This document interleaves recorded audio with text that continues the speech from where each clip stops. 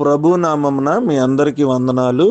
ఈ దినము దేవుని యొక్క వాక్యము, వాగ్దానము తన యందు భయభక్తులు గల వారి కోరిక ఆయన నెరవేర్చును, వారి మొర ఆలకించి వారిని రక్షించును.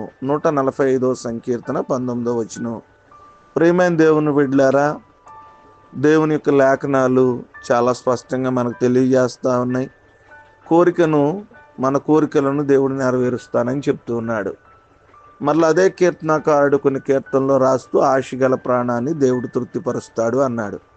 అంటే దేవుని యొక్క వాక్యం మనుషులు దేవుని చిత్తానుసారంగా తన భక్తులైనటువంటి వారు ఏదైతే కోరికలు కోరుకుంటారో వారి కోరికలను దేవుడు తీరుస్తానని చెప్తూ ఉన్నాడు. అయితే దేవుడు కోరికలు తీరుస్తాడంటే తీరుస్తాడు, కానీ ఎవరి కోరికలు తీరుస్తాడు అంటే భయభక్తులు కలిగినటువంటి వారు, అంటే భయభక్తులు కలిగిన వారు.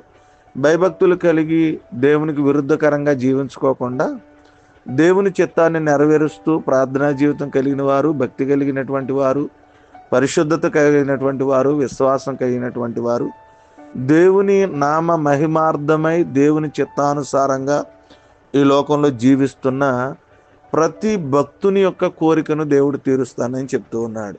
ఈరోజు చాలామంది కోరికలు కలిగి ఉంటారు, దేవుని దగ్గర ప్రార్థన చేస్తూ ఉంటారు, ఆశ కలిగి ఉంటారు, కానీ వారిలో భయభక్తులు కలిగినటువంటి జీవితం లేకుండా వారి ఇష్టానుసారంగా జీవిస్తూ దేవుని దగ్గర ప్రార్థన చేస్తూ ఉంటారు. దేవుని యొక్క వాక్యానికి, దేవుని చిత్తానికి, దేవుని ఉద్దేశానికి లోబడనటువంటి స్థితిలో వారు జీవిస్తూ కోరికలు కలిగి ఉంటారు. అందుకే దేవుడు వారి కోరికలను నెరవేర్చలేడు. ప్రియమైనటువంటి దేవుని బిడ్డలారా, భక్తి కలిగిన వారమైతే మనం ఖచ్చితంగా మన కోరికను దేవుడు నెరవేరుస్తాడు. మన భక్తిలో భయం కలిగి దేవుని చిత్తం నెరవేర్చే ప్రతి ఒక్క భక్తుని కోరిక ఆయన నెరవేరుస్తాడని దేవుని యొక్క వాక్యం సెలవిస్తుంది. భక్తులుగా జీవిస్తూ ప్రతి ఒక్క కోరికను దేవుని దగ్గర నుంచి సంపాదించుకుంటూ దేవుని ఆశీర్వాదాలు పొందుకుంది. కొద్ది మాటలు దేవుడు మన ఫలించి ఆశీర్వదించును గాక. ఆమేన్. మహోన్నతుడ మీ స్తోత్రాలు, మహాపరిశుద్ధుడ మీ వందనాలు. తన యందు భయభక్తులు కలిగిన వారి జీవితాలను మీరు జ్ఞాపకం చేసుకుని వారి కోరికలు నెరవేరుస్తారని ఉదయకాల సమయంలో మాతో మాట్లాడినందుకు మీ స్తోత్రాలు. మరొక శ్రేష్టమైన దినాన్ని మాకు ఇచ్చినందుకు మీ స్తోత్రాలు.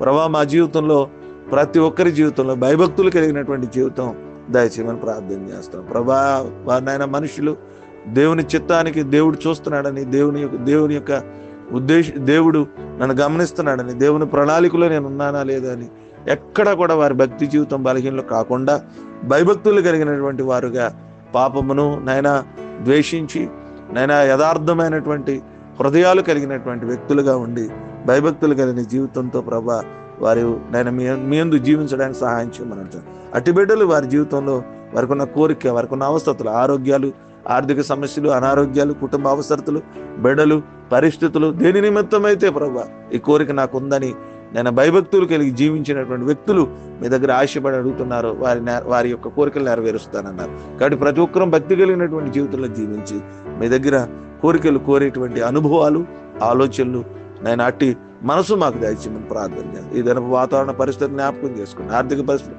ఆరోగ్య పరిస్థితులు, వివాహ జీవితాలు, పుట్టినరోజులు, స్వార్థ పరిచయం అనేక విషయాలను ప్రభావ మీ చేతులకు అప్పగిస్తున్నాం.